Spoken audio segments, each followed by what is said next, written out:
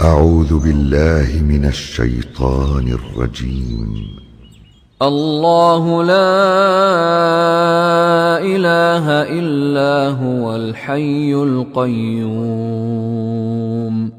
لا تأخذه سنة ولا نوم له ما في السماوات وما في الأرض من ذا الذي يشفع عنده إلا بإذنه يعلم ما بين أيديهم وما خلفهم ولا يحيطون بشيء من علمه إلا بما شاء وسع كرسيه السماوات والأرض ولا يؤوده حفظهما وهو العلي العظيم. بسم الله الرحمن الرحيم.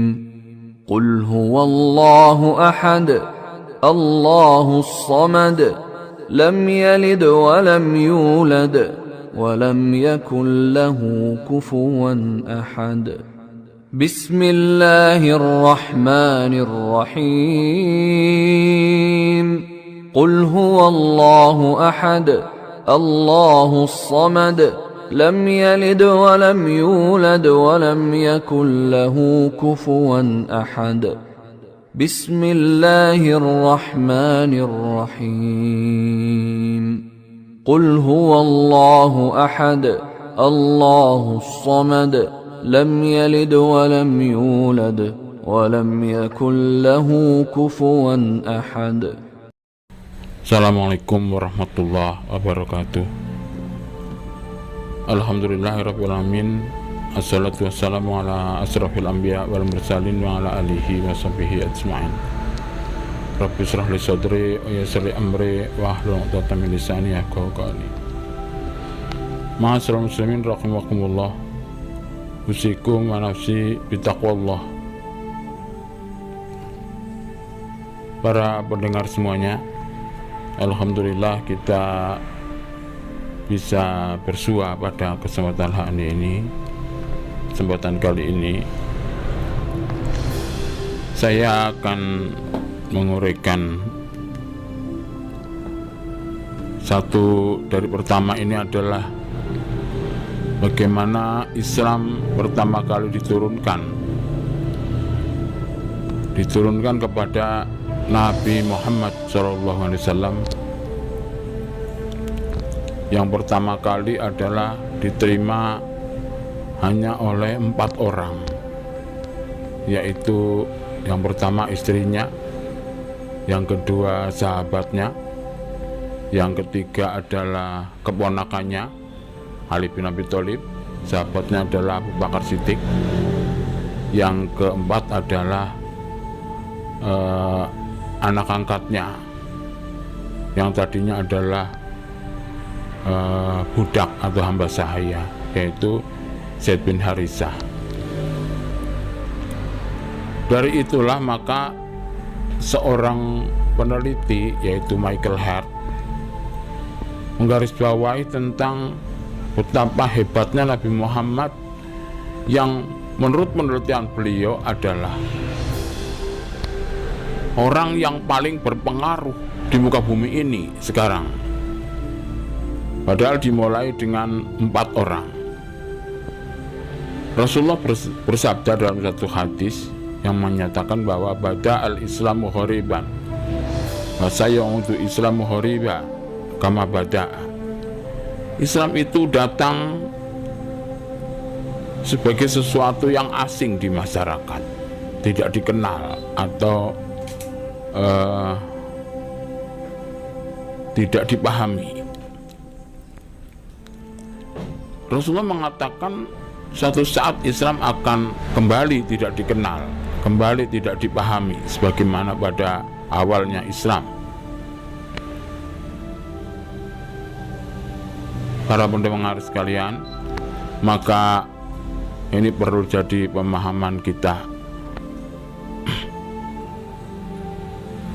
kita tidak bisa membayangkan bagaimana kalau Islam itu kembali sebagaimana awalnya Islam, yaitu tidak dikenal atau tidak dipahami oleh masyarakat. Pertanyaannya, hari sekarang ini kita itu dalam posisi kondisi yang bagaimana? Apakah Islam dalam kondisi dikenal atau Islam dalam kondisi tidak dikenal? Inilah yang perlu kita memahami,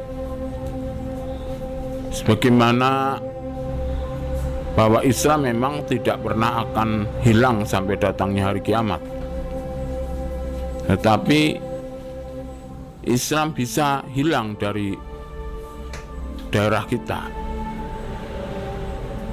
bagaimana diuraikan oleh beberapa tokoh di Indonesia, bahwa Islam itu dulu ketika Indonesia merdeka jumlahnya adalah 97%, bahkan lebih. Namun ketika sudah 70 tahun Indonesia merdeka, Islam sekarang sebetulnya tinggal 70% lebih. Itu pun masih perlu dipertanyakan. Maka ada justru orang yang mengatakan sebetulnya Islam di Indonesia ini sudah minoritas. Para pendengar semuanya, ini perlu jadi pemahaman bagi kita, karena kita harus memahami bagaimana Islam berkembang dari pertama kali. Perlunya kita memahami bahwa kita ini tidak bisa bergerak sendiri-sendiri, sebagaimana Nabi Muhammad pun kemudian, bahwa Nabi Muhammad itu dari 4 orang yang pertama kali itu bisa dijadikan sebagai spesifikasi. Perlunya gerakan dari perempuan, yaitu dicontohkan atau dari bagaimana figur Khadijah, istri Rasulullah. Khadijah ini adalah punya peranan yang sangat besar kepada Rasulullah, dan ini adalah bisa digambarkan atau bisa dilakukan oleh semua wanita. Bagaimana Khadijah itu orang yang aktif di dalam pendanaan, di dalam mensupport siapa saja yang ikut berjuang. Ini adalah perlu adanya satu lembaga Khadijah di dalam perjalanan perjuangan umat Islam ini.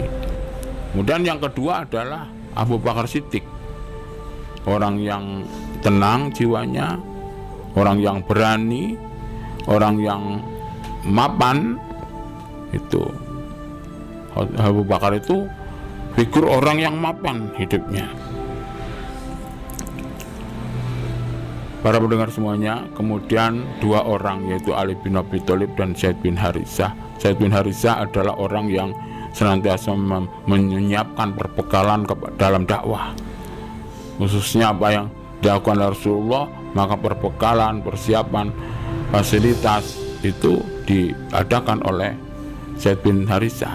Ali bin Abi Thalib adalah orang yang mendampingi, semacam asisten pribadi atau orang-orang yang punya peran serta di dalam partisipasi dalam dakwah.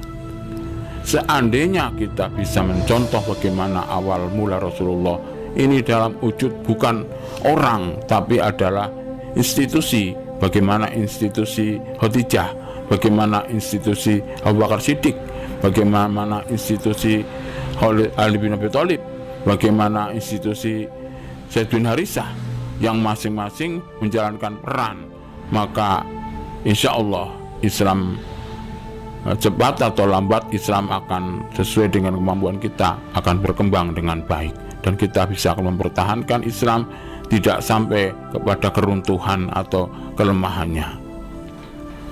Nah, demikian barangkali kita bisa memahami dengan baik dan bagaimana kita menjalankan ibda' bin nafsik, mulailah dari Anda sendiri, mulai dari hal yang kecil, mulai dari keadaan kita sekarang. Tidak usah ditunggu, tidak usah menunda, tapi bagaimana kita mulai bergerak. Itulah yang perlu dijalankan. Jangan sampai kita hanya menunggu apa? Akhirnya kita menunggu kematian kita, diri kita sendiri, atau menunggu Islam kemudian lumpuh sebagaimana di negeri-negeri lain. Sementara di negeri-negeri yang tadinya bukan muslim, sekarang sholat subuhnya itu dengan masjid-masjid yang ada itu sudah dihuni oleh kaum milenial, karena mereka sungguh-sungguh dalam bergerak. Di Inggris, di Jerman, sholat subuhnya sudah sangat banyak, yang berarti sholat-sholat yang lainnya lebih baik lagi. Demikian dari saya, mudah-mudahan bisa dipahami. Aku qouli hadza wa astaghfirullahaladzim. Wassalamualaikum warahmatullahi wabarakatuh.